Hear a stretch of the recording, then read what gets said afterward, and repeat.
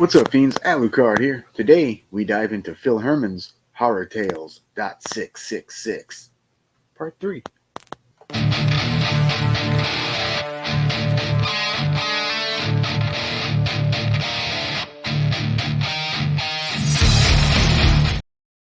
Alright, so first off, I would like to thank Phil Herman and Herman Productions for sending me a copy to watch and review for you guys. I always look forward to seeing what concoctions they cook up, and this one is no different.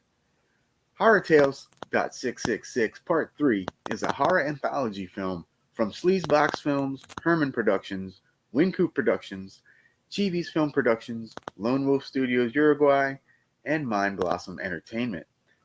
It is comprised of 5 short films and a wraparound story directed by various artists, who I'll mention when we get there. So we begin with the wraparound story of The Burglar, played by director Joel D. Wincoop.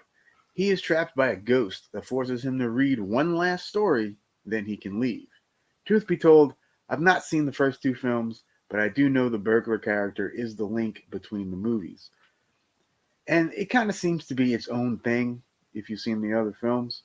So now we morph into the first story, also directed by Wincoop, and it's called He Who Laughs Last. And it's about an agoraphobic housewife that keeps getting terrified while her husband is gone. There's a nice little twist that happens, and it's a fairly solid start to the madness to come.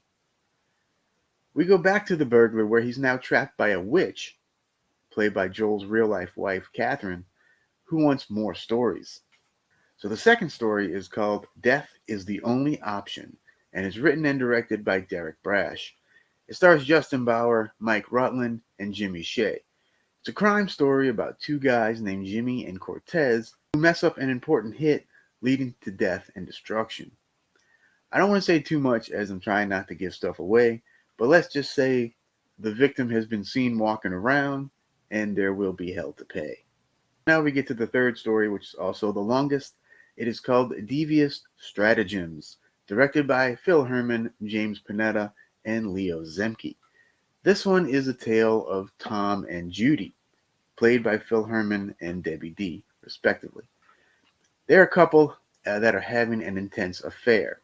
You see each one with their respective spouses and how miserable they are. There's murder, fake deaths, sexual assaults, and a voice cameo from Butch Patrick, aka Eddie Munster.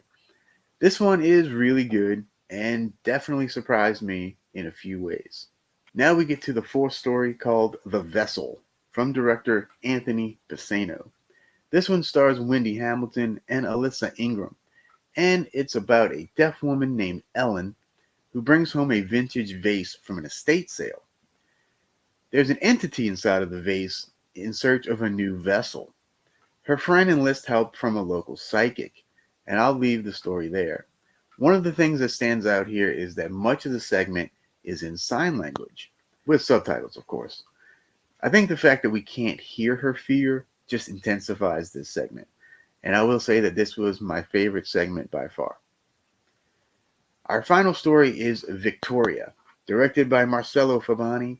It stars Silvia Bruno as a refugee vampire fleeing from Europe to New York. The ship, however, veers off course, and she ends up in Uruguay, where others don't take kindly to vampires. This one's shot kind of as a silent film, complete with intertitles. It's shot in color, however the colors are muted to give off that black and white vibe of silent cinema. The final part of the burglar story sees him escape the house after the last story, but it is left open for a sequel. So what didn't work for me? The burglar stuff was actually kind of annoying. He's not likable at all.